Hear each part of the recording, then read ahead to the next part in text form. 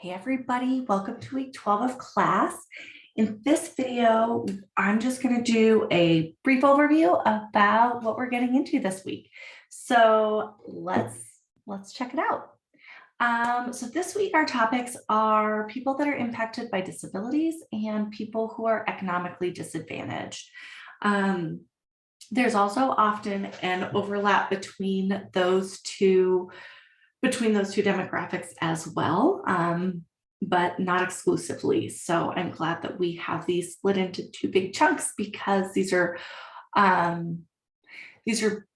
both highly stigmatized populations, but populations that also have a lot of difficulties accessing care as well. And so it's, just a lot of challenges. So I'm excited to kind of refresh myself and for you all to be exposed to the challenges of these populations. So let's check out our content for this week and see what we've got going on. So for this week, we're in chapters 14 and 15 of our textbook. I've got a couple of articles that I want you to read. One is on disability etiquette, and then the other one is on person first language. And I want to talk a little bit about that.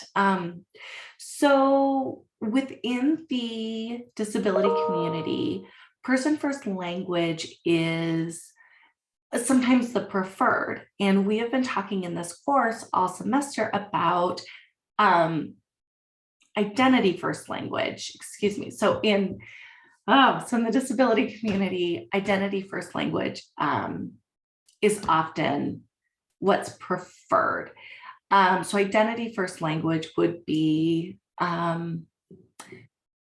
am a person, I'm a disabled person, right? And I'm adding that as a label to my identity versus what we've been talking about this semester, which is person first language, which would say, this is a person with a disability. So instead of disabled person would be identity first language, person with a disability would be person first language.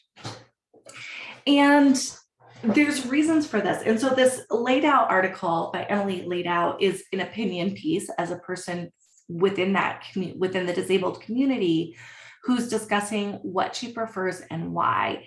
And what I want to say is at the end of the article, we also read this article at the beginning of class, but we're reading it again.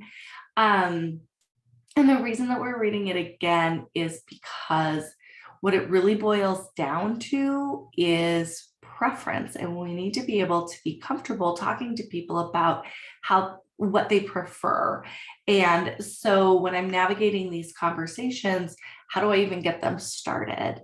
And I would say as a professional, probably best to err on the side of person first language until you have rapport and are able to learn how each individual wants to be addressed.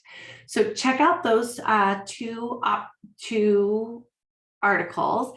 And then the last thing, you have a couple of optional recommended chapters from that Lawson text about people experiencing homelessness and individuals with disabilities as well. So this week, get through that content that I just discussed. Group B is going to be leading us in our discussion this week. I will do a separate video to talk about the assignment.